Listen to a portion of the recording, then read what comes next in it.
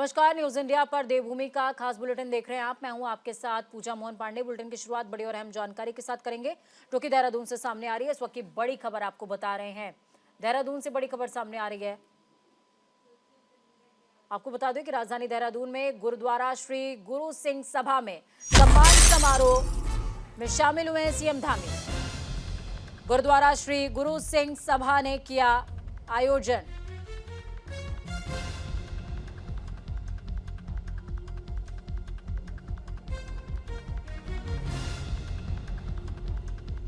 तस्वीरें भी आपको दिखा रहे हैं। गुरुद्वारा श्री गुरु सिंह सभा के कार्यक्रम में सीएम पुष्कर सिंह धामी खुद शामिल हुए हैं।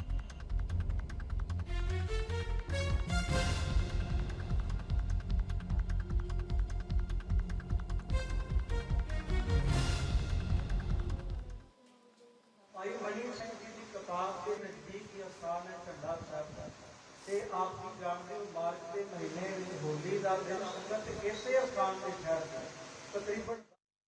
मोदी जी का धन्यवाद करना चाहता हूं कि उन्होंने गुरु गोविंद सिंह जी के साहिबजादों की शहादत को याद करने के लिए पहली बार 26 दिसंबर को वीर बाल दिवस मनाने का ऐतिहासिक निर्णय लिया। इसके अलावा अनेकों कार्य ऐसे हुए। गुरु तेग बहादुर जी का प्रकाश पर्व हो, पूरे भारत के अंदर पहली बार भारत की सरकार ने जो है उसको हर जगह पर सारे कार्यक्रमों को एक समन्वय के तहत मनाने का भी काम हुआ। अभी हमारा जो उत्तराखंड के अंदर हेमकुंड साहब जाने के लिए आज बड़ी करीब 12-13 किलोमीटर की यात्रा, बड़ी कठिन यात्रा है, लेकिन लोग जाते हैं। बड़े बुजुर्गों के लिए जो शरीर से कमजोर हैं उनके लिए बहुत कठिन यात्रा होती है। उस कठिन यात्रा को भी अब सरल बनाने का काम हमारे प्रधानमंत्री मोदी जी ने शुरू कर दिया है।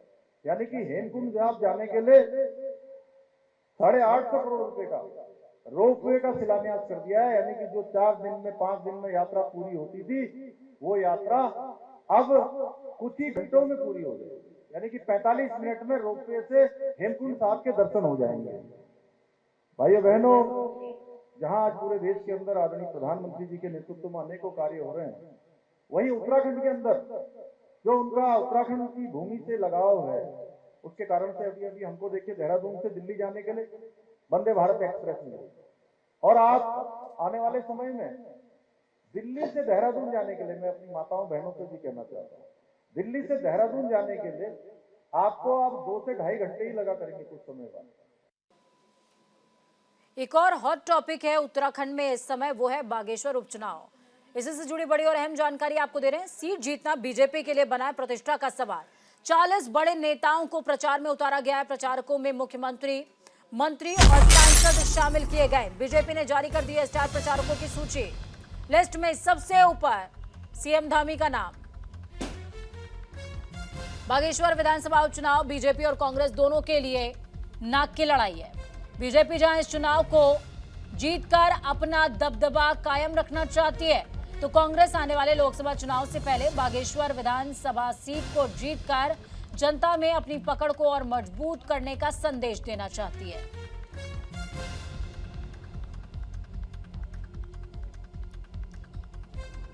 तो बीजेपी और कांग्रेस की लड़ाई फिलहाल बागेश्वर उपचुनाव पर आई। 24 से पहले बागेश्वर उपचुनाव निर्धारित करेंगे कि आखिरकार किसका पलड़ा भारी और किसके लिए 24 की लड़ाई सिर्फ और सिर्फ सपना रह जाएगी। बागेश्वर उपचुनाव से जुड़ी बड़ी और अहम जानकारी आपको देना है। बीजेपी ने हालांकि अपने स्टार प्रचारकों की सूची भी जारी कर दी है और बीजेपी चाहती है कि मार्जिन इस बार और थोड़ा स्ट्रांग हो जाए और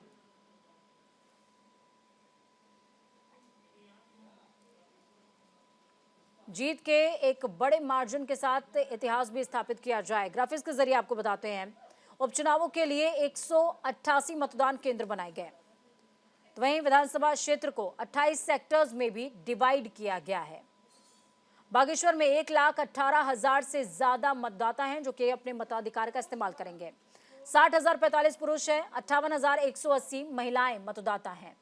सर्विस मतदाताओं की अगर बात की जाए तो 2,207 इनकी तादाद। उपचुनाव के लिए 188 मतदान केंद्र निर्धारित किए गए हैं, जिसपे सुरक्षा के चाक चौबंद इंतजाम होंगे। और इन इंतजामातों के बीच 1,18,225 से ज्यादा मतदाता अपने मताधिकार का इस्तेमाल करेंगे। अनुज हमारे साथ में ग्राउंड जीरो से जुड़े हुए हैं, संवाददाता सहयोगी। अनुज, देखिए बागेश्वर उपचुनाव ये किसी से छिपा नहीं हुआ है कि बीजेपी और कांग्रेस दोनों के लिए नाक की लड़ाई के जैसा है। बीजेपी चाहती है कि जीत का मार्जिन और ज्यादा स्ट्रांग हो ताकि जनता के बीच में संदेश जाए कि बीजेपी कहीं कमजोर नहीं है, लेकिन कांग्रेस चाहती है कि इस नाक की लड़ाई में जीत कांग्रेस की हो जाए। इसके लिए हालांकि बीजेपी ने एक कदम आगे भी बढ़ा दिया है। जी बिल्कुल पूजा, जिस तरीके से बागेश्वर उपचुनाव की तारीख भी नजदीक है और 5 सितंबर चूंकि डेट है और बड़ा कम समय बचा हुआ है। कल की अगर बात करें तो जो पहले बागेश्वर से विधायक है चंदन राम दास जी, जिनकी मृत्यु हो चुकी है, बीजेपी ने सबसे बड़ा ट्रम्प कार्ड ये खेला है, उनकी पत्नी पार्वती दास को टिकट दिया है। साथ ही साथ अगर बात करें जो उनके भाई थे रंजीत दास, जो पहले कांग्रेस में थे, उनको भी बीजेपी ने अपने खेमे में शामिल किया और एक बागेश्वर में ट्रम्प कार्ड खेलने की चीजें करी कि भाई किस तरीके से चुनाव की रणनीति को वहां पे समझा जाए, चुनाव की रणनीति को वहां पे बनाया जाए, इसको लेकर के बीजेपी ने बड़ी तैयारियां भी करी। साथ ही साथ अगर बात करें विपक्षी दल कांग्रेस को लेकर के, तो कांग्रेस के जो उम्मीदवार बसंत कुमार को जिन्होंने बनाया, अगर बात करें बसंत कुमार का, अगर पिछली चीजों राजनीतिक वक्तव्य की बात करें तो बसंत कुमार आम आदमी पार्टी के नेता थे और आम आदमी पार्टी की सीट से वहां पे पिछली बार चुनाव लड़े थे, लेकिन इस बार उन्होंने कांग्रेस का दामन थामा और कांग्रेस से उन्होंने टिकट मिली कांग्रेस से। और साथ ही साथ आज बसंत कुमार का नामांकन है, जिसमें प्रदेश अध्यक्ष करण मेहरा समेत नेता प्रतिपक्ष यशपाल आर्य समेत सैकड़ों कांग्रेस के जो कार्यकर्ता है वो मौजूद रहेंगे। कल की अगर बात करें तो चंदन राम दास की धर्म पत्नी पार्वती दास को जब बीजेपी ने टिकट दिया, उसको लेकर के बीजेपी ने मुख्यमंत्री पुष्कर सिंह धामी भी मौजूद रहे, प्रदेश अध्यक्ष महेंद्र भद्र मौजूद ठीक रहे। है अनुज, मैं आपका रुख वापस से करती हूँ। इस बीच तमाम दर्शकों को एक बार बागेश्वर का सियासी सफर बता देते हैं ग्राफिक्स के जरिए। वो जानना बेहद दिलचस्प और खास होगा। 2002 में पहली बार कांग्रेस के राम प्रसाद टमटा ने चुनाव जीता था। तो वहीं 2007 की अगर बात की जाए तो 2007 के बाद से बीजेपी ने चंदन रामदास वहां से लगातार जीतते आए हैं। 2022 का जिक्र भी जरूरी। बीजेपी प्रत्याशी चंदन रामदास ने बड़े अंतर से सीट पर जीत हासिल करी और 12,141 वोटों के बड़े अंतर से कांग्रेस प्रत्याशी को शिकस्त दी। कांग्रेस के उम्मीदवार का जिक्र भी जरूरी। रंजीत दास को 20,070 वोटों पर संतोष करना पड़ा था और अब एक बार फिर से चंदन रामदास, जो कि जिनका देहावसान हो चुका है, उनकी पत्नी पर भरोसा जताया है बीजेपी ने। और ये भरोसा कितना ज्यादा स्थापित कर पाएंगे पार्वती रामदास, वो देखने वाली बात होगी। अनुज लगातार हमारे साथ में जुड़े हुए हैं।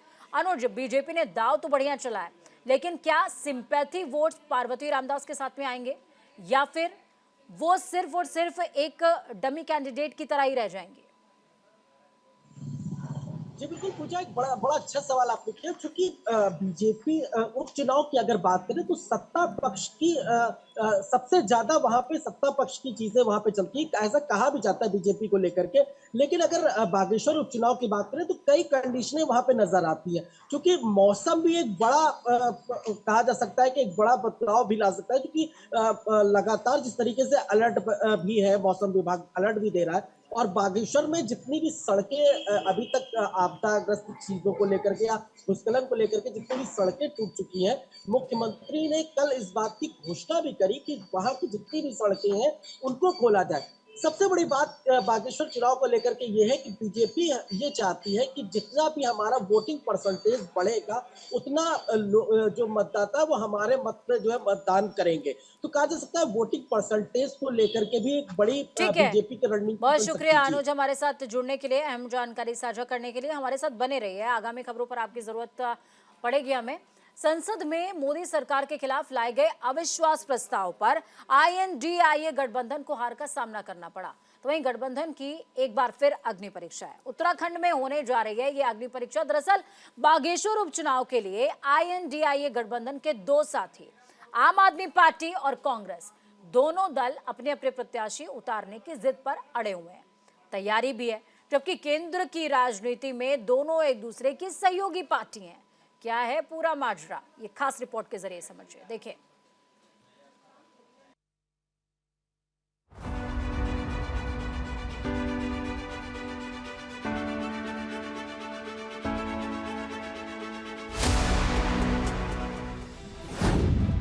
क्या उत्तराखंड में टूटेगा इंडिया गठबंधन?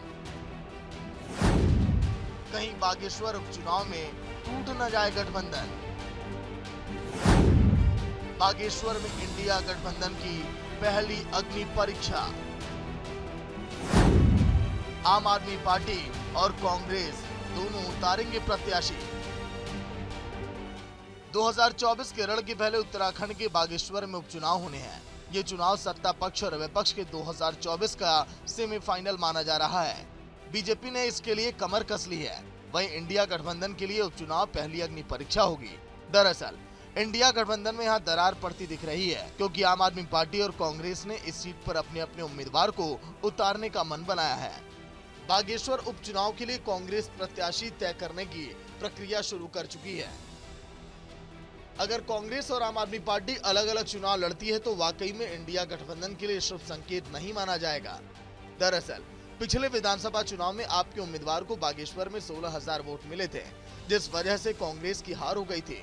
इस बार अगर दोनों पार्टियां अपनी हार से सबक नहीं लेती हैं तो इसका खामियाजा इंडिया गठबंधन को उठाना पड़ सकता है।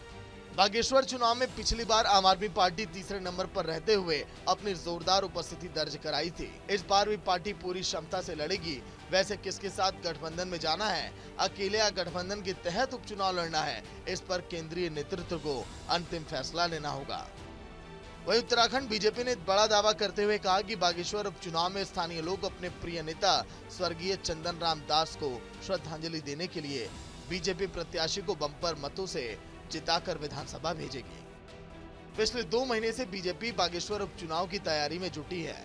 संगठन की मजबूती के लिए शक्ति केंद्र और बूथ स्तर में बैठकें पूरी कर ली गई हैं। सीएम धामी और पार्टी प्रदेश पदाधिकारियों का बागेश्वर प्रवास संपन्न हो गया है और मेरा दावा है कि चंपावत की तर्ज पर बागेश्वर उपचुनाव भी बीजेपी रिकॉर्ड मतों से जीतेगी।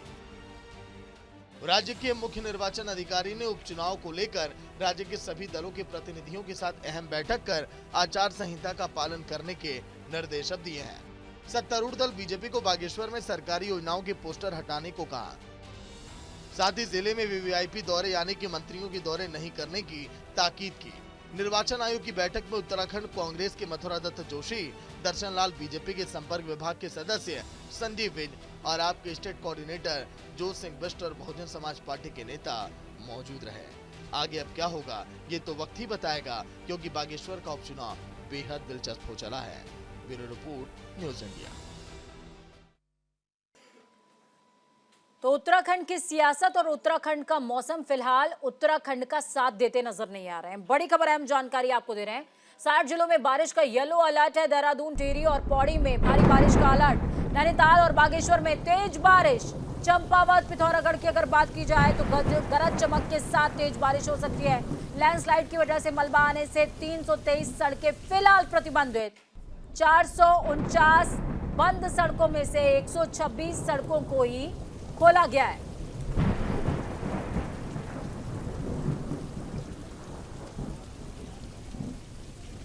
तो देवभूमि उत्तराखंड के लिए हालात इस समय बहुत बेहतरीन नहीं। मौसम विभाग ने साफ कहा है ये बादल बहुत नुकसान पहुंचा रहे हैं और पहुंचाते रहेंगे। 7 जिलों में बारिश का येलो अलर्ट जारी कर दिया गया है। 323 सड़कें इसी बारिश और लैंडस्लाइड की वजह से बंद बताई जा रही हैं। 7 जिलों में बारिश का येलो अलर्ट है। 126 सड़कें ऐसी जिनको सिर्फ खोल पाए हैं।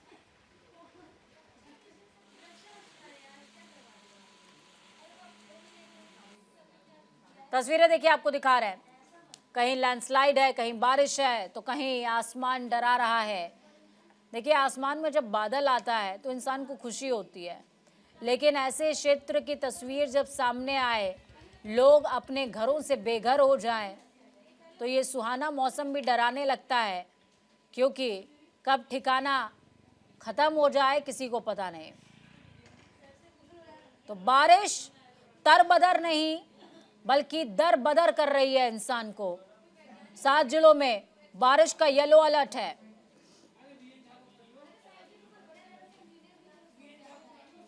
लैंडस्लाइड की वजह से सड़कें बंद, 323 सड़कें प्रतिबंधित हैं, 126 सड़कों को खोला गया है।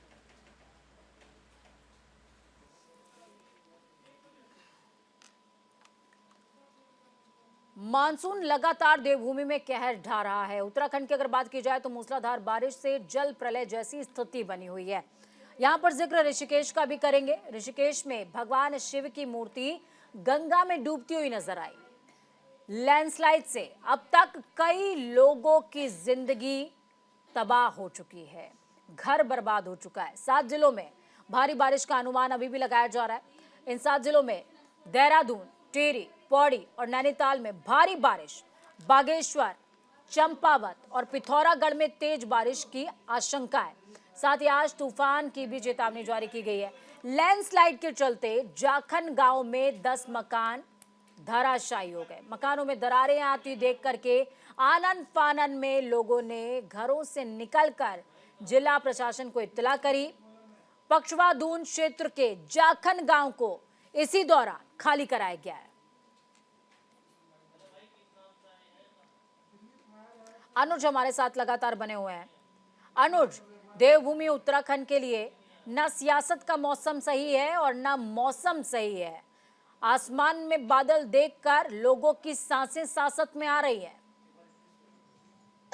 जी बिल्कुल पूजा, जिस तरीके से मौसम विभाग ने 7 जिलों के लेकर के अलर्ट जारी किया, येलो अलर्ट जारी किया गया है। राजधानी देहरादून समेत टिहरी की अगर बात करें, पौड़ी की अगर बात करें और अगर कुमाऊं क्षेत्र की अगर बात करें तो कुमाऊं क्षेत्र में नैनीताल, बागेश्वर, चंपावत और पिथौरागढ़, ये 7 ऐसे जिले हैं जिसमें मौसम विभाग ने येलो अलर्ट जारी किया है। भारी से भारी बारिश होने की संभावना जताई है। मुख्यमंत्री पुष्कर सिंह धामी लगातार अपडेट ले रहे हैं और साथ ही साथ आपदा प्रबंधन की जो टीम है, अगर बात करें आपदा प्रबंधन केंद्र की या सभी जिलों के जिलाधिकारियों को अलर्ट मोड पे रखा गया है। साथ ही साथ जिस तरीके से पछवादून की अगर बात करें तो जाखन नदी के पास कल देर रात जिस तरीके से वहां पे मलबा और पानी आ गया तो लोगों के घरों में दरार आ गई, जहां पे तुरंत प्रशासन ने एक्शन लिया और वहां के प्रशासन ने जो वहां के गांव वाले जो स्थानीय लोग हैं उनको सुरक्षित स्थान पे पहुंचाया। तो कहा जा सकता है कि पूरे उत्तराखंड में भारी बारिश का अलर्ट है, लेकिन वहीं कहीं कहीं पे लैंडस्लाइड भी हो रहा है। सड़कों की अगर बात करें तो 337 सड़कें करीब करीब अभी बंद हैं,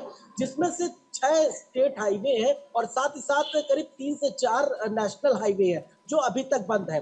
अगर बात करें सड़कों को लेकर के कि जहां जहां पे लैंडस्लाइड हुआ है, चाहे वो गंगोत्री जमुनोत्री की अगर बात करें या बद्री केदार रूट की अगर बात करें, जहां पे लैंडस्लाइड हुआ है वहां पे लोक निर्माण विभाग की टीम हो, आपदा प्रबंधन की टीम हो, एसडीआरएफ और एनडीआरएफ की जो टीम है वो टीम लगातार प्रयास कर रही है कि उस सड़क को जल्द से जल्द वहां से मलबा हटा करके वो यातायात को सुचारू रूप से किया जाए। अगर बात करें नदी किनारे जो लोग बसे हुए हैं उनको लेकर के भी प्रशासन लगातार अलर्ट कर रहा है। अगर किसी प्रकार की कोई अनहोनी होती है तो वहां से प्रशासन या संवेदनशील इलाका जो अतिसंवेदनशील इलाके हैं वहां से प्रशासन उन लोगों को दूसरे सुरक्षित स्थान पर ले आता है।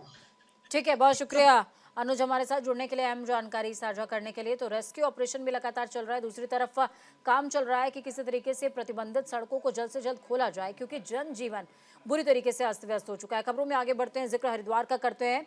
हरिद्वार के कलियर थाना क्षेत्र से, जहां पर 5 वर्षीय मासूम के अपहरण के बाद सनसनी का माहौल बना हुआ है। आपको बता दें कि 3 महीने पहले भी इलाके से एक बच्चे का अपहरण बदमाशों ने कर लिया था, जिसका सुराग अब तक पुलिस लगा नहीं सकी है। तो वहीं कल एक और मासूम के अपहरण की खबर से इलाके में दहशत फैल गई। घटना की सूचना मिलते ही मौके पर पहुंचे एसएसपी अजय सिंह ने जल्द से जल्द अपहरणकर्ताओं से बच्चे को छुड़ाने की बात कही है और भरोसा दिलाया है कि पहले अपहरण हुए बच्चों की तलाश के लिए विशेष टीम का जल्द से जल्द गठन किया जाएगा।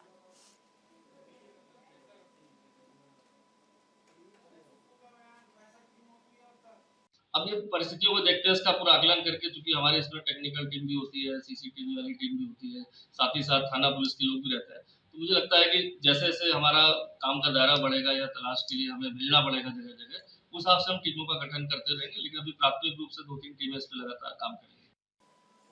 विकासनगर में लैंडस्लाइड की जद में आए जाखड़ गांव का स्थलीय निरीक्षण जिले के आला अधिकारियों ने बुधवार को किया। तो वहीं सुरक्षा की दृष्टि से सभी प्रभावित लोगों को पश्ता गांव के स्कूल में बनाए गए शेल्टर होम में सुरक्षित रुकवाया गया है। मौके पर स्थानीय पुलिस की ओर से एसडीआरएफ के साथ रेस्क्यू अभियान चलाया जा रहा है। आपको ये बता दें कि लैंडस्लाइड में जाखड़ गांव के 9 मकान और 7 गौशालाएं जमींदोज हो गए। इन मकानों में कुल 16 परिवारों के 50 लोग रहते थे।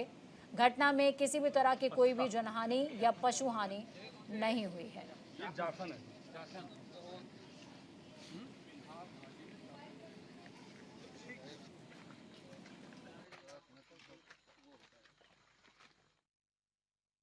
किसी प्रकार का कोई जनहानि नहीं है, कोई संपत्ति का हानि नहीं है, कोई पशु हानि नहीं है और ये बड़े रिलीफ की बात है। और अभी मैं गाँव में भी गया था और ऐसा लगता है कि वहाँ भूस्खलन की प्रक्रिया और आगे जो जारी रहेगी और इसलिए जो है वहाँ पर लोगों ने अपने सारे जितने भी सामान है वो हटा करके सेफ जगह पर रख दिया है और कल के बाद से उनको हटा करके अन्य सेफ जगह उनको ले जाने का प्रयास करेंगे। और यहाँ स्थानीय प्रशासन पुलिस के हमारे एसपी साहब हैं, इंस्पेक्टर साहब हैं और मैं स्वयं हूँ, हमारे एसपी देहात भी हैं और एसपी साहब हैं। सबको मिल करके लोगों को इस दुख की घड़ी में कैसे लोगों को हम सांत्वना दे सकें, कैसे लोगों को रिलीफ दें, कैसे यहाँ पर। अवैध शराब को लेकर हरिद्वार जिला आबकारी विभाग की ओर से 10 अगस्त से 20 अगस्त तक बड़े पैमाने पर अभियान चलाया जा रहा है। आबकारी विभाग ने अब तक हरिद्वार ग्रामीण, लक्सर और रुड़की के कई क्षेत्रों से 2000 लीटर कच्ची शराब सहित 20,000 लीटर लहान और अवैध भट्टियों को नष्ट किया है। मामले पर जिला आबकारी अधिकारी ने क्या कुछ कहा वो भी आपको सुनाएंगे। जनपद हरिद्वार में अवैध कच्ची और अवैध स्रोतों की शराब पर विशेष अभियान चलाया जा रहा है।